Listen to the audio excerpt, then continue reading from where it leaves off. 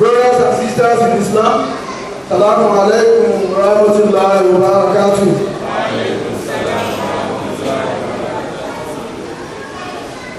Let us thank the Almighty Allah 3 times. Alhamdulillah, Alhamdulillah, Alhamdulillah, Rabbil Alamin. First, for making it possible for all of us to see today. Alhamdulillah. Alhamdulillah. So many people were alive yesterday, but Allah has called them. But the Almighty Allah has called them to.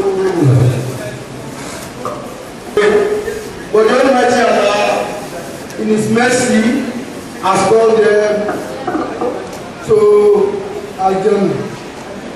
We also acknowledge the Holy Prophet, our Prophet and Prophet of mankind, Prophet Muhammad.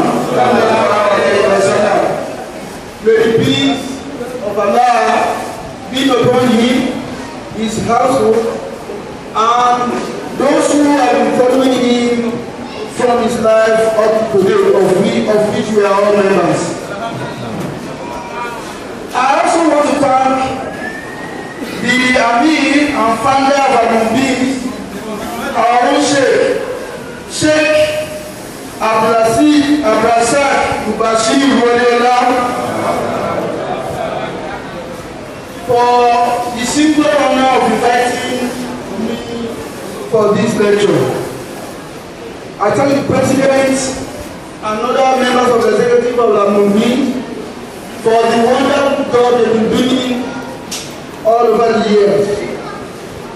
I specifically single out my friend and my uncle, Engineer Husseini, for his kindness and support to our Mumbins. May the Almighty Allah continue to bless all of you. I also thank the organizing committee of this Monday seminar, Let's Get Better, especially the PRO and members of Al-Mumbin generally. I must say that when I got this invitation to come and discuss a topic titled The Importance of Education, my initial reaction was, why me? After all, my uncle and mentor, Professor Milabu, has talked extensively on a very common disease, and we are still all learning.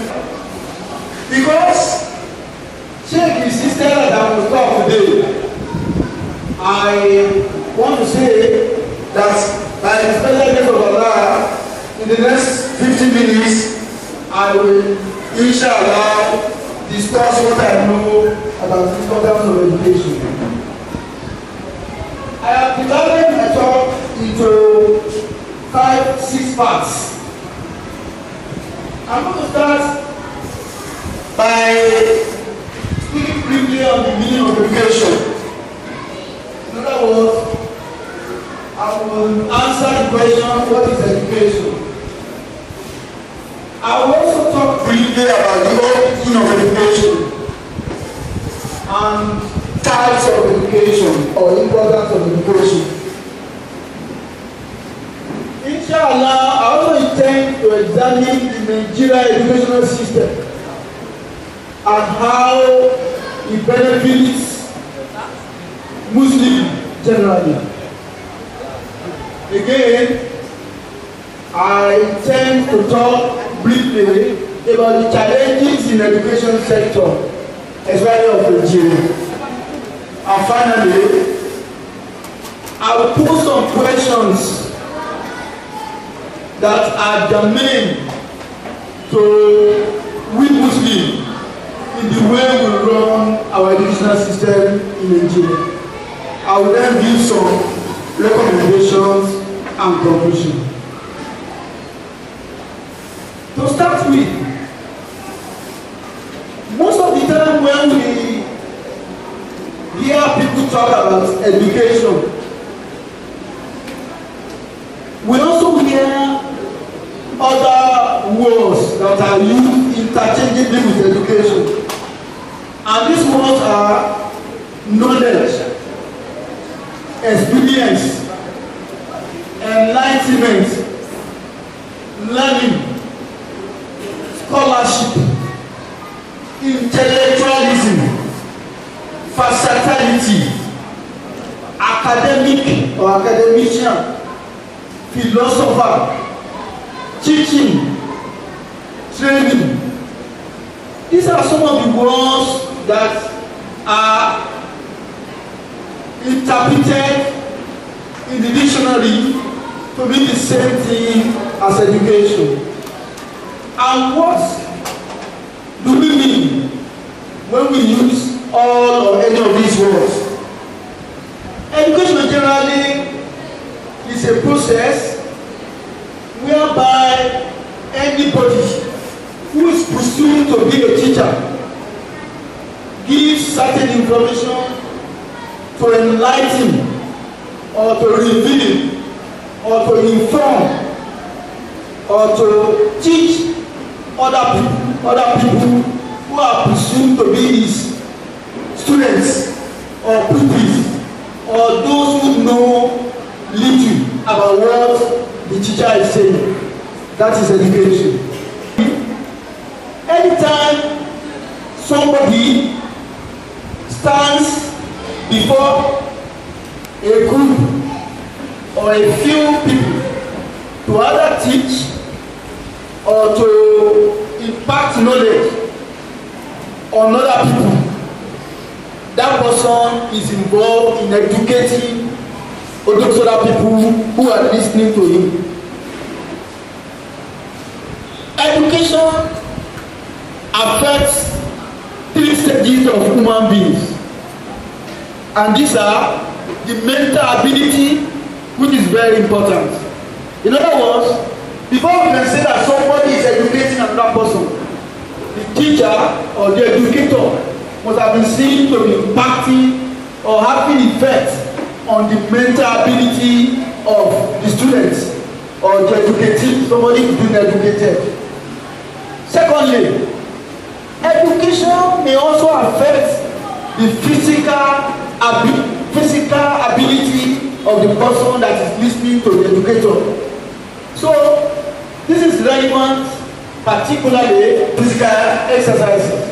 For example, if you go to the National Stadium here now, or the Lagos State Stadium called Teslim Balogun Stadium, we are going to meet quite a number of people who are doing physical exercises. That is another form of education. They are training their physique to carry out one activity or the other. Lastly, education must also affect the character of the person or people that are being educated. And when we say character, we simply mean behavior. Change for good or change in the direction that the person that has educated them wants them to change to. For example, what's going on now in Nigeria because of the election, general election of next year is called voter education. So if after a politician has come to you to educate you on how to vote for PDP, APC, or PRP, or whichever party, on the election day, you did not do what that person has spent time, day, night, educating you on how to do. The implication is that that education has not impacted positively on your character or behavior. Now, there's also a mistake to limit education to a formal environment like a school. That is not true. Education can take place at whatever level, even the family. It is the responsibility of the parents to keep educating their world until that child leaves them to set up his own needs or our own family. Also, it has become the norm now, especially in Nigeria, the Western world, to give a bad name or just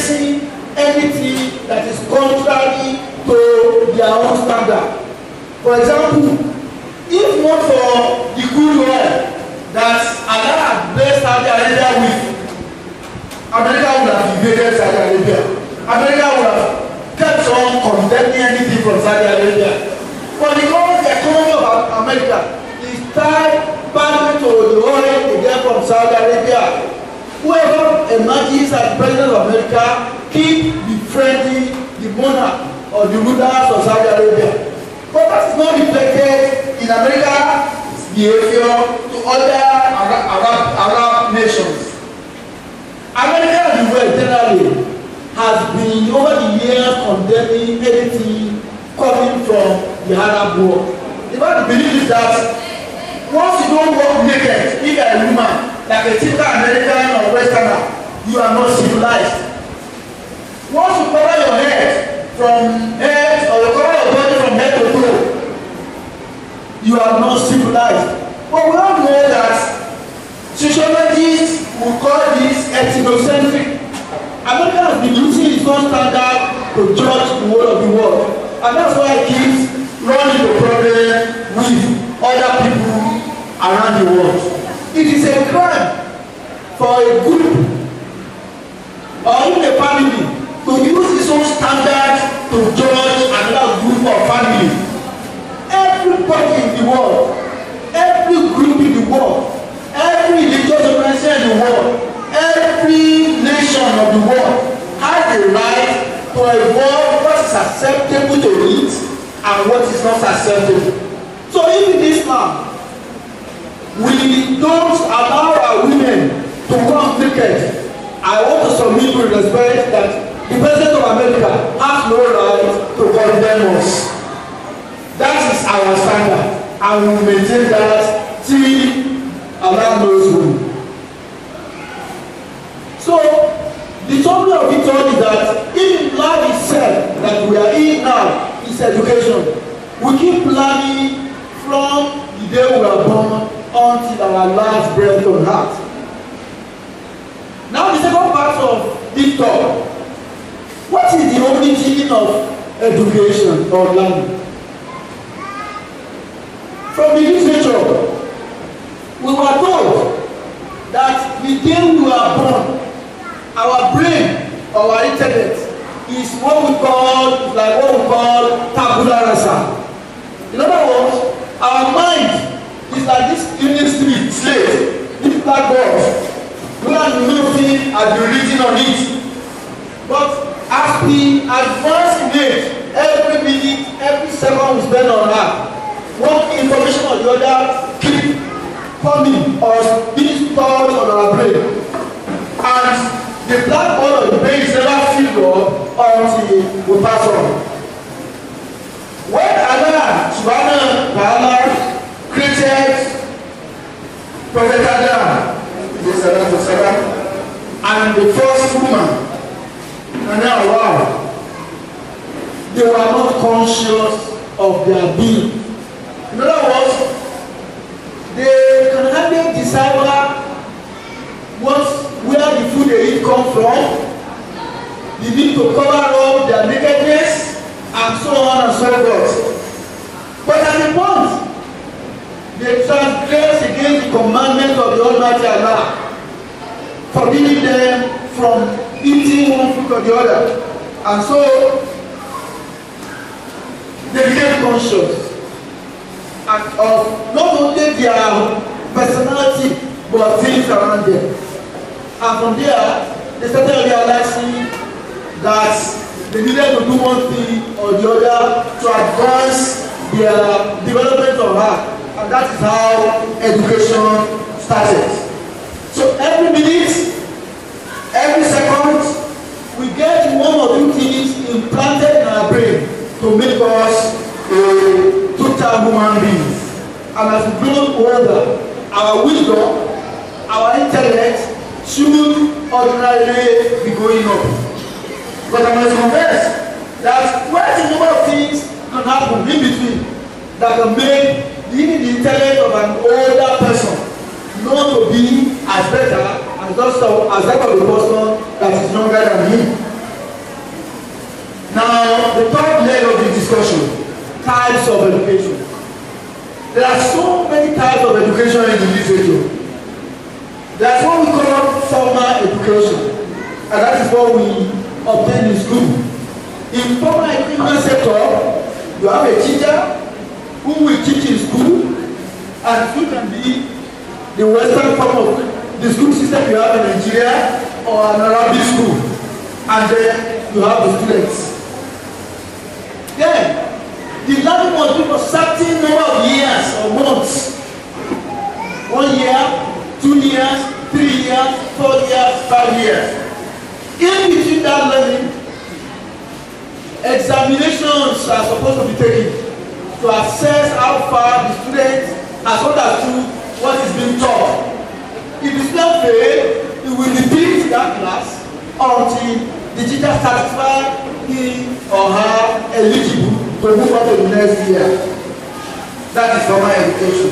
At the end of formal education, you also have a certificate or an evidence to show the whole world that you have passed through that formal school. We also have informal education. That is learning by yourself. God has so endowed some people that they just pick up any book or any sort of knowledge and teach themselves. For example, many people are not taught how to operate their mobile phone. They just have the impression that if they press A, this will come up, and they kept pressing and they kept getting results. So any learning that you are doing on your own, that you have little or no guide, is an informal education. Again, some 31 years or so, when I found myself in Niger State, when I was doing my NYSC, I started picking outside language. Not because someone was teaching me, but because I had no choice there. Because everybody around was speaking the language. So I started experimenting and I was understanding the language. If I had stayed in that place for quite a year or two after the NYSC, I would have understood that language perfectly. So things like learning that you just take the pain to teach yourself, or circumstances as placed on you to do, to undertake, is called informal education. There's also what we call lower education, as distinguished from higher education. Lower education refers to education at a very lower level, primary school, secondary school.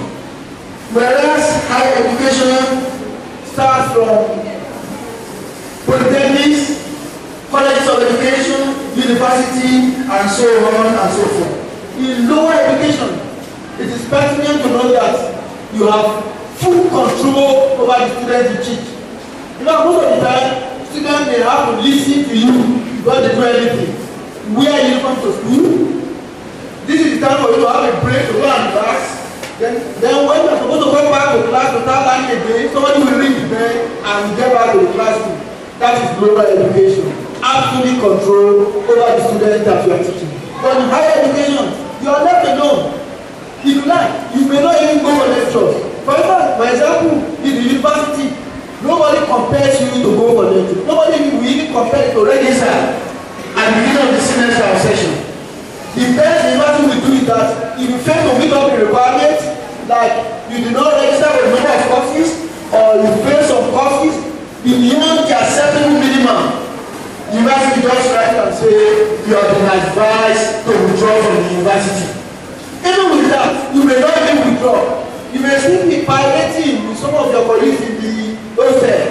You may even be attending classes, not feeling well that you don't want people to know that you have been asked to withdraw. There's also another category of education that is called all-round education. All-round education. All-round education involves teaching students everything they need to know about life. Art subjects, science subjects, mathematics, moral education, physical education, and so on and so forth. All-round education can only take place before students get up to higher education. But because at that level, you are supposed to have moved yourself in such a way that you must specialize in one area of life. There's also full-time and part-time education. Full-time education takes place during the weekdays and from morning till afternoon or evening. Whereas part-time education can take place in the evening, can take place on the weekend, can be a Sunday school, can be anything. Well, where you are attending or taking that education belongs to the state government or private. So there's a state or public education and there's also education being managed by private individuals. There's also adult education as distinguished from normal childhood education. Adult education involves people learning at an adult age, maybe from 40 years upward. What they all have learned when they were just 10 years, 15 or 20. There's also what we call vocational education. Vocational education involves acquiring skills in vocations such as barbing, tailoring, hairdressing, blacksmithing, and so on and so forth. Again, there is liberal and conservative education. Liberal education refers to a system of education that allows people or students to also contribute, even to some extreme cases, criticize the teachers that are teaching him, as distinguished from a conservative education that teaches that once a teacher is talking, students are supposed to keep quiet and assimilate everything the teacher is saying, whether right or wrong, and go back. And during the exam, they go back to class and give the teacher back what he has taught. There is also practical and theoretical education. Practical education refers to the system of education that allows people to practicalize or operationalize or put what they taught into practice. For example, if you are in a higher school now, to learn electrical engineering. Apart from the teacher theory of that program, they will also take you to electrical installations and show you most of what they taught theoretically. That system is lacking in this country because the British that started education in this country, Western education in this country, did not introduce that when they were with us. So most of what you have in an institution is theoretical.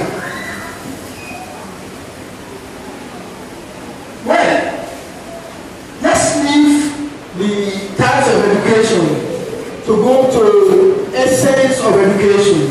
Why is education very, very important? And that is the basis of our discussion today.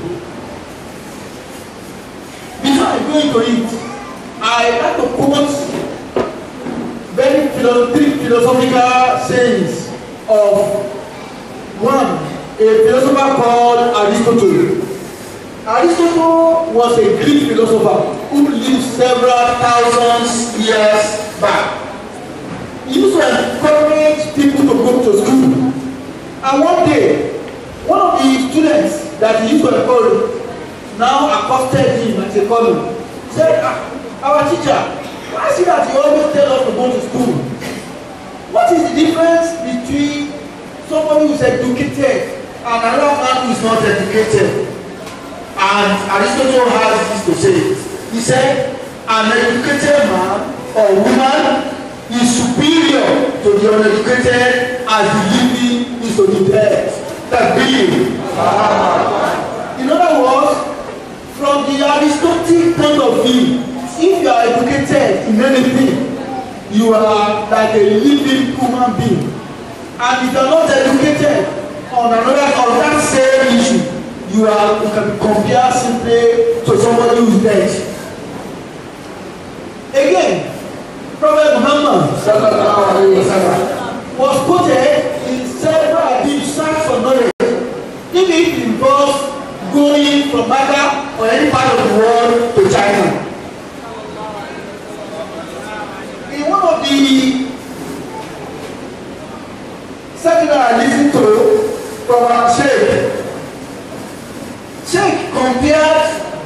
distance between Mecca of the prophet days and China.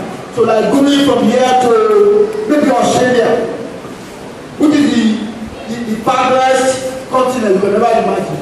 So you can see how important education it was and still is today. That our prophet can command all of us to look for knowledge. That if it was that we have to move from anywhere we are to China, we must look for knowledge. Finally, the Holy Book of the Christians, called Holy Bible, has a section where it says that for lack of knowledge, people perish. In other words, anybody who doesn't have knowledge will simply perish.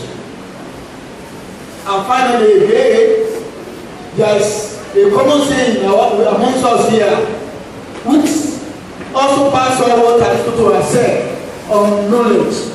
And the saying is that if you think education is expensive, try ignorance. If you think education is expensive, try ignorance.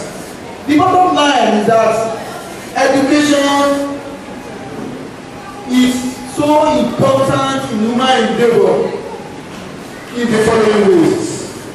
One, it is the only weapon that can bring out the hidden talent in any human being.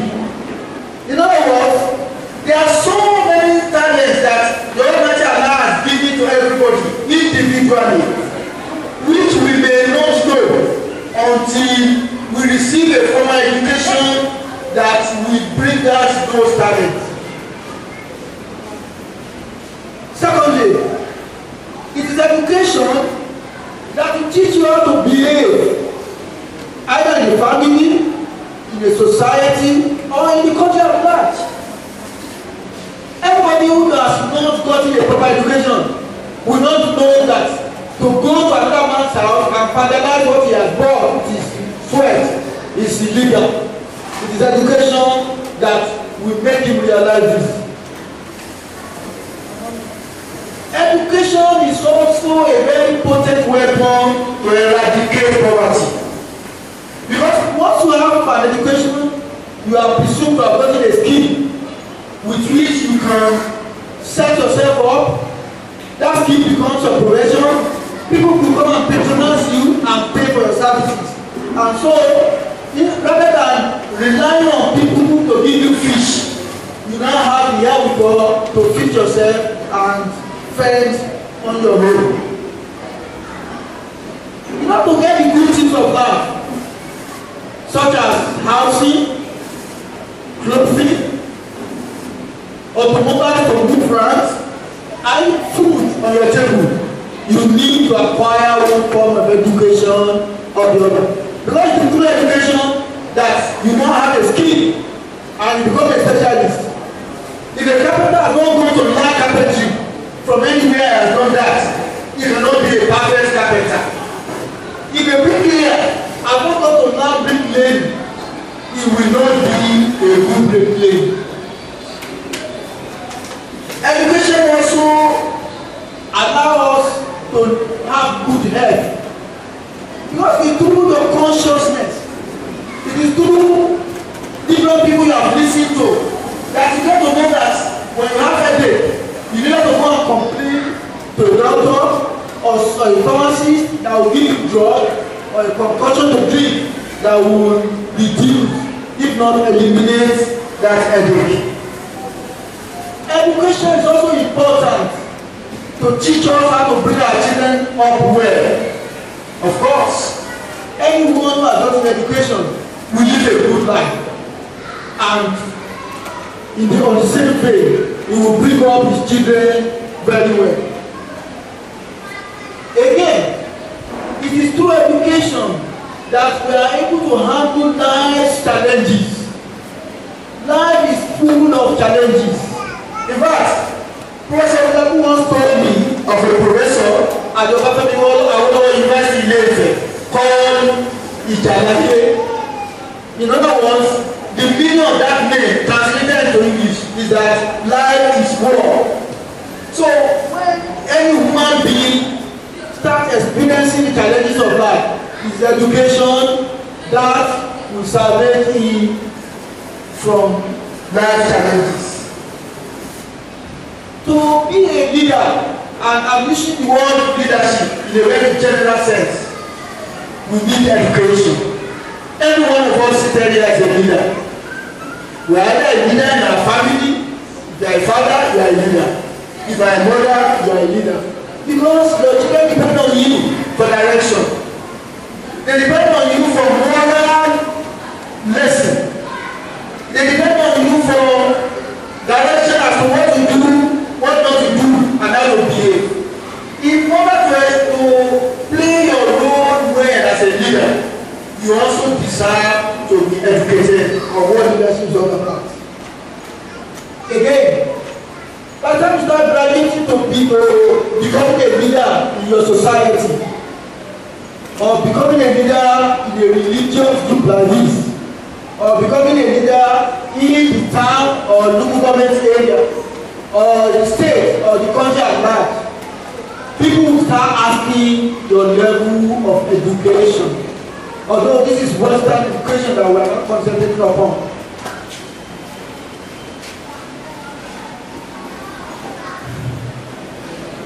Education has also been pointed as a very effective weapon to move people from illegal acts. Things like being members of cults, abusing drugs, committing crimes such as child trafficking, and stealing, and so on and so forth, are all what education will sway you away from.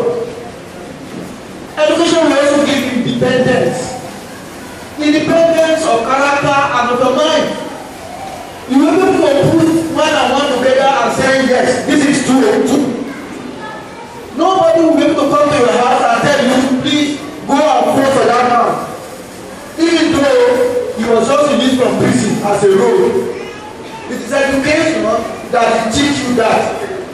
It is education that will allow you to ask the positive contributions of somebody that somebody has asked you to vote for in that society.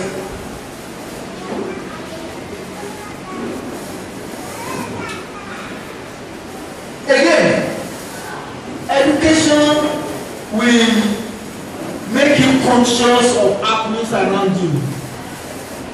Most of the time when I walk in the street, I see some of our youth wearing t-shirts, wearing foreign names, Washington DC, Alabama, Manchester United. And then I keep asking myself, do they know that they are indirectly used to advertise those countries? Why is it that they don't wear t-shirt that bears Isaneko, Mushionosa, Idiaraba? If they are Lubis, how many of us have worn t-shirts with Lubis all over Lagos? So that when people see us, they watch us watch it and Lubis. Rather, we prefer to wear t-shirts with Manchester United, Arsenal, and all sorts of foreign names. The truth is that we are being used to advertise foreign cities, foreign countries that are not paying us at the expense of our own countries.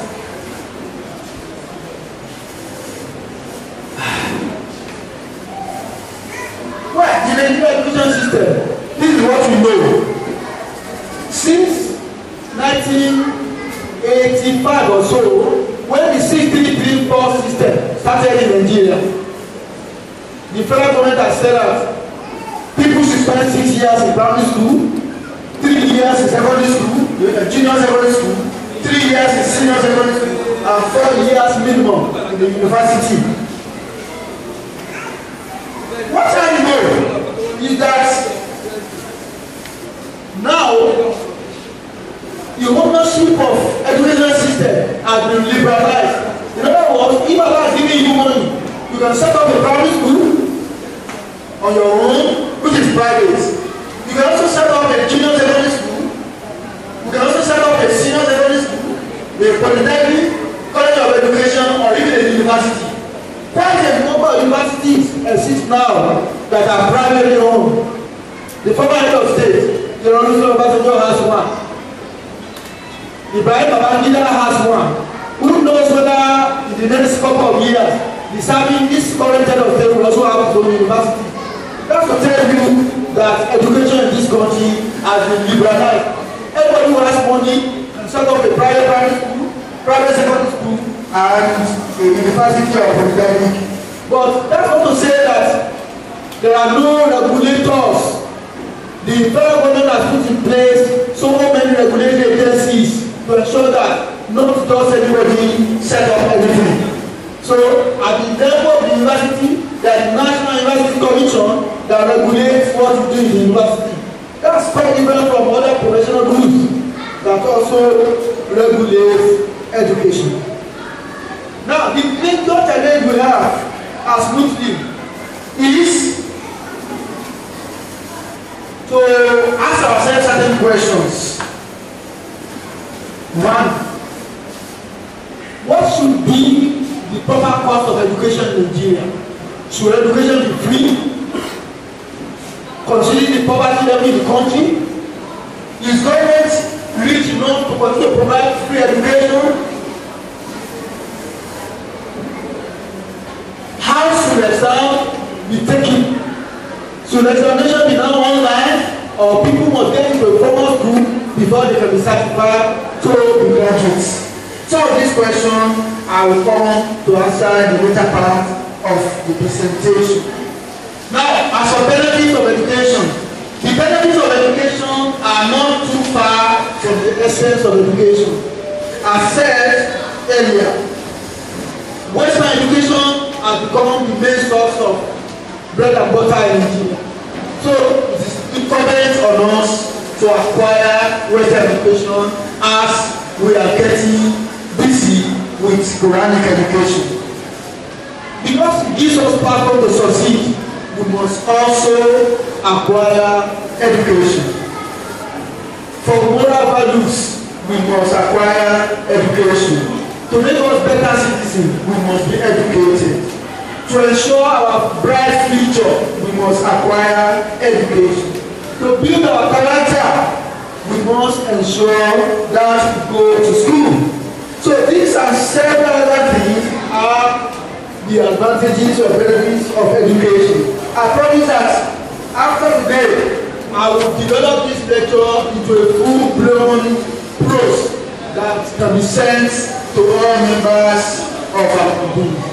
Now, in brief, the challenges of the education system in Nigeria, especially as it concerns Muslims. Poverty.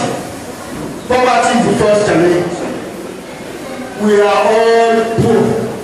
Not because we are not hardworking, but because the government of the day has decided to make us poor.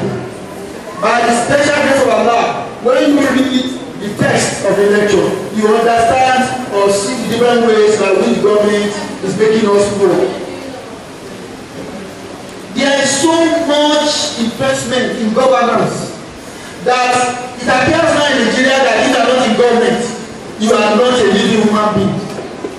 Why a senator and a member of House of Rep earn 1.2 million naira per day in 24 hours?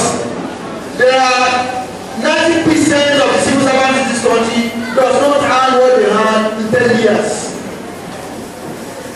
That is one of the causes of poverty in Nigeria.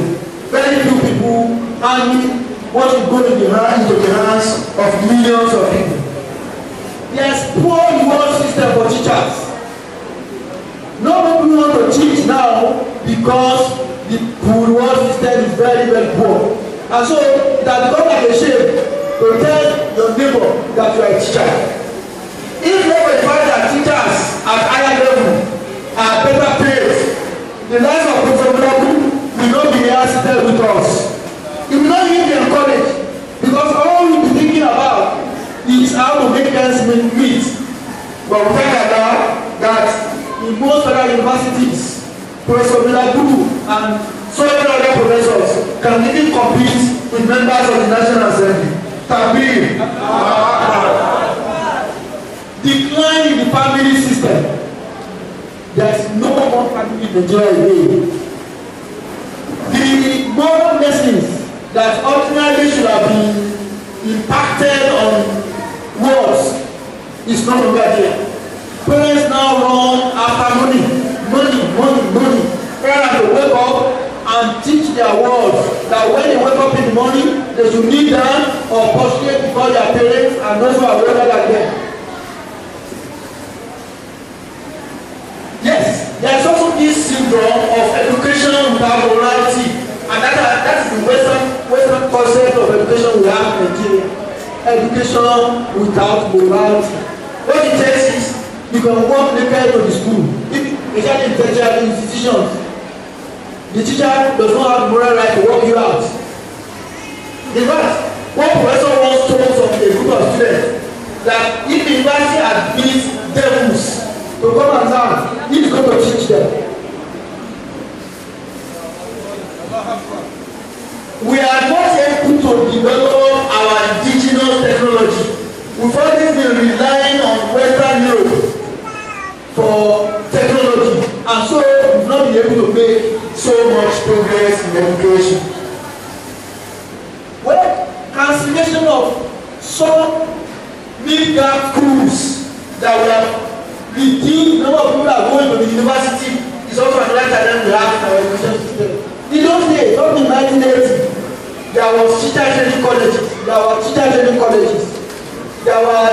colleges, so that when you leave secondary school or primary school, if the ability of that time cannot take it beyond that, you will go to technical college and learn a vocation and come out with a certificate and start practicing, and life goes on for him. But now, what we discover, all those schools are gone. Everyone now has to come to the university system, and the infrastructure of the university is so limited that can only admit very few.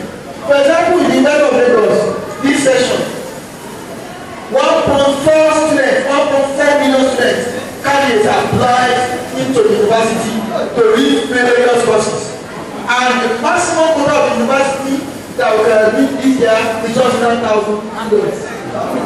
So the question now becomes, how do we select the best from 1.4 million students? They now have to check out the cut-off points. If you want to study medicine, you must obtain 81%. And by the time you do that, you still find out that those who have 81% are more than the normal 100 or 150 students that should go into medicine. So other factors you have to be brought in. Quota system again. If you are from the state, your own quota, your own point will be less than somebody from Ondo State, which is far from the cardinal area of the University of Lagos. The same applies to all equality around this country. This is because all those top-down schools that will have taken out most of the candidates who have applied to the university have been cancelled. If there are technical colleges, teacher training colleges, most of these students who apply to the University of Lagos are not in there to look for how to get the certificate that will have provided them job. But the government has cancelled it. For what you see, nobody knows. Poor funding of the university. The University of Lagos needed close to 10 billion naira to gear up our infrastructure. The government is only giving maybe 500,000 naira. So students, they have to go and buy their lab coats, they go and buy reagents, they go and buy even ordinary pen for teachers to write on the boards. It is so bad. Yet a senator collects 1.2 million naira every 24 hours, even when they are not in session. Their basic minimum take-home pay per month is 36 million. If you divide 36 million by 30, that will give you around 1,200,000 naira every 24 hours. Well, because most of the students that come into the university are also products of the society. Social biases are stepped into the university to do. There is cultism, there are now cases of rape, there are cases of stealing even at a higher level. People who drive their car to the university and enter a classroom or a bar, and when they come out, the car is stolen. Things that ordinarily should not happen to the university. Why? Because the students that are admitted to the university now are also products of the larger society, where most of these things take place. Now, eradication of these challenges. Before then, I have some pertinent questions for us as Muslims, which is bothering my mind. The first is, should a Muslim acquire Western education? This has become very, very pertinent. Some years back, Boko Haram came up with this concept of group is evil. Because that's the meaning of Boko Haram. Boko in Hausa Island is group, and Haram is anything that is not allowed by Allah. So that brings up the question, should Muslims attend or acquire Western education? Well, that is it. We are in a westernized society. Nigeria is not part of the Western rule, but by virtue of colonial rule, we are in a westernized society. Everything that is done in Nigeria now, and several other African countries that have been colonized, is patterned after what they do in most Western European countries. So if you say that as a Muslim, you should not acquire Western education, then the question becomes, where are you going to work? Where are you going to work? And by the time we don't have leaders like our Sheikh as IPCs, that we can walk up and say, please ensure that if my child gets something to do so that he can feed me when I'm worried, then it becomes a major problem. I want to, on behalf of our meeting, to say boldly that this idea of the fact that Muslims should have no contact with Western education is very wrong. Rather, I would want to encourage us to ensure that as we send our children to Western schools, they are also educated on Islamic ways of life, so that they can be able to balance and marry the two. The second question is, should a Muslim attend a Christian school? Either a Christian primary school, a Christian secondary school, or a Christian university? That is neither here nor there. In those days, when our forefathers, those who propagated Islam in this part of the world, have no thought of setting up Muslim schools, one would say that Muslim children should attend basically Christian schools. But nowadays, there is no community in this country now that there is no Muslim primary school, there is no public Muslim secondary school, and Muslim university. So, to some extent, if you can avoid it, please send your word only to Muslim primary schools, Muslim secondary school, and Muslim university. If not, rather than send your word to a Christian school where they are going to indoctrinate them, send them to government school. And by that, I mean schools run by either local government, state government, or federal government. In those schools, religious plurality is allowed. Everybody is allowed to practice his or her own religion. If you come to the University of Lagos, for example, the mosque exists side by side with the church. So as a Muslim, there is no basis for you to complain that there is no place of worship for you as a Muslim. But that's because Unidad is a federal government-owned school. In other private and religious university, our Muslim brothers and sisters that go there are forced to go to the church every Sunday. So rather than to send your children to Christian schools, if there are no Muslim schools in your area, please send your word to government school.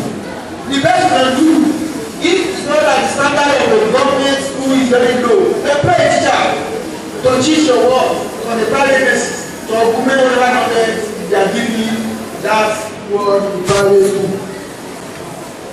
Again, I would want to leave this to answer that question because I was confused myself when I was preparing for this talk. Should a Muslim read the Holy Bible? Again, should a Muslim work in an establishment owned by a Christian? For example,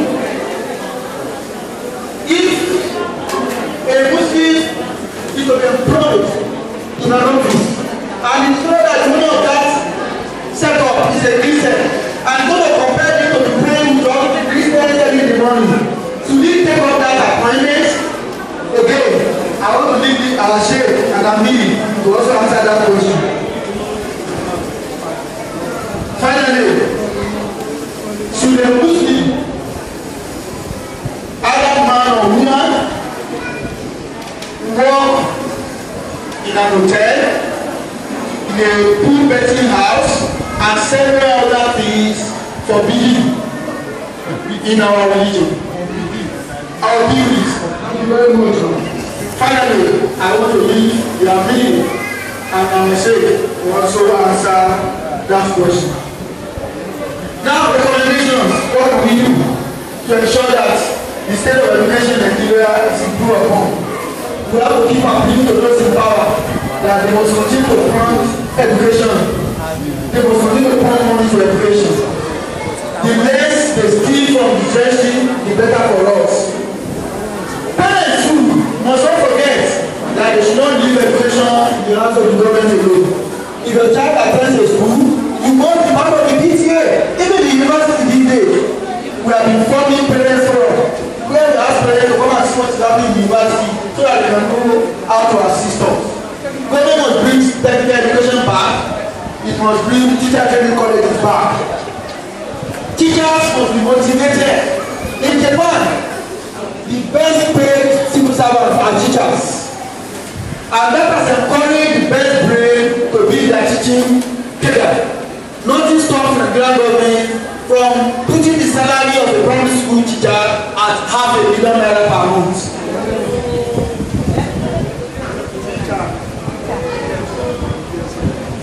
The managers of our education must be allowed the responsibility that the curriculum, what they are teaching in school, must be in tandem or aligned with the culture of the people. Yes, we have most of what we learn about Europe, that Donald Trump, Mary Slessor, Oliver Twist does not go well for our system. Very many of us do not know the heroes of Nigeria. Even mention Chief now, very few people can even write a sentence about him. Because in school, when they teach about Popo Park, Mary Slessor, Donald Trump, and so on and so forth, until we start denying our curriculum such that our children from primary school will start to know the heroes of this country, those who have contributed immensely to building Nigeria. I don't think we will make progress. Once again, I want to thank the Amir and the executive members of Amumbis for inviting my uncle Seth to this talk. I pray that the Almighty Allah will continue to strengthen Amumbis. I pray that Amumbis will achieve an international status like several other religious bodies. Assalamu alaikum wa rahmatullahi wa barakatuh.